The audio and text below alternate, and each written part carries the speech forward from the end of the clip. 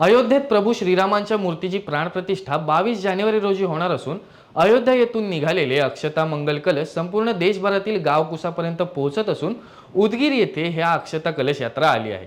या अक्षता कलशाची दुधी हनुमान मंदिर येथे फटाक्यांच्या आतिषबाजीमध्ये स्वागत करण्यात आले।